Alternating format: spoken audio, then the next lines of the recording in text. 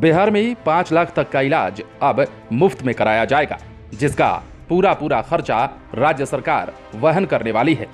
अब इस श्रेणी में कौन कौन से लोग आते हैं वो हम आपको इस वीडियो में पूरे विस्तार से बताने जा रहे हैं।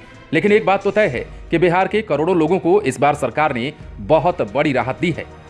बिहार के सभी राशन कार्डधारी परिवारों का प्रतिवर्ष 5 लाख तक का मुफ्त इलाज किया जाएगा।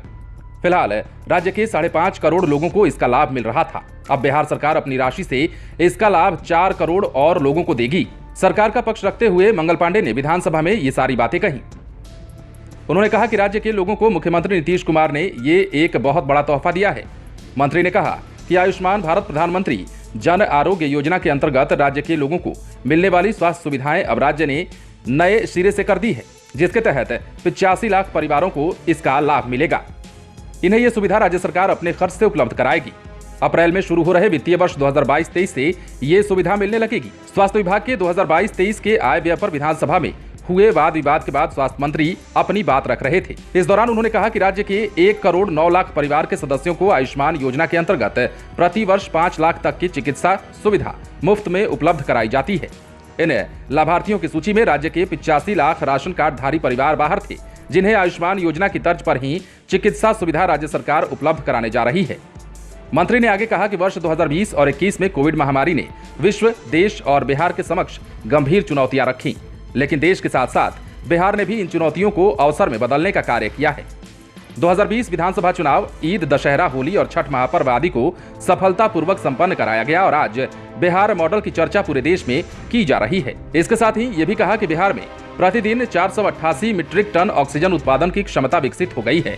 कोविड के दौरान एक दिन में सबसे अधिक 230 मीट्रिक टन ऑक्सीजन की जरूरत पड़ती थी।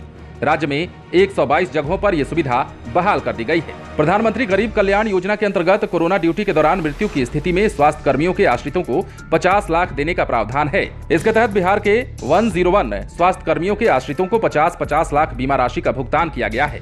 मंत्री के भाषण पर असंतोष जाहिर करते हुए हालांकि विपक्ष के सदस्यों ने सदन में वॉक आउट भी किया। मंत्री ने कहा कि राज्य के शहरी क्षेत्रों में 20 मिनट और गांवों में 35 मिनट में मरीजों तक एम्बुलेंस पहुंच जाएगी। यह व्यवस्था अगले 3 माह के अंदर शुरू हो जाएगी। इसके लिए 1000 एम्बुलेंस की खरीद की प्रक्रिया जारी है। वर्ष 2020 से 25 के अंतर्गत आत्मनिर्भर बिहार के साथ निश्चय 2 के अंतर्गत गांव-गांव तक लोगों के लिए बेहतर स्वास्थ्य सुविधाएं उपलब्ध कराने के लिए राज्य सरकार संकल्पित है। यहां तक कि स्वास्थ्य मंत्री ने यह भी कहा कि मुख्यमंत्री के इस प्रयास से जो बाकी बचे 85 लाख परिवार को यह सुविधा मिल पाएगी, राज्य सरकार अपनी राशि से यह सुविधा उन्हें प्रदान करेगी, जो कि बहुत बड़ा फैसला है।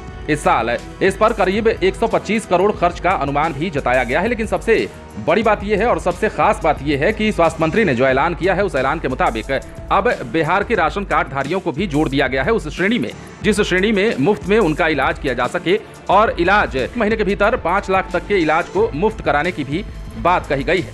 अब देखने वाली बात यह है कि जो बात सरकार ने सदन में कही है, क्या उस बात पर अमल हो पाती है, क्योंकि ये बिहार है और बिहार में क्या होता है ये सब जानते हैं। आप बने रहें लाइव सिटीज के साथ। यदि आपने इस चैनल को सब्सक्राइब नहीं किया है तो सब्सक्राइब कर लीजिए ताकि हम आपको खबरों से अपडेट रख सकें।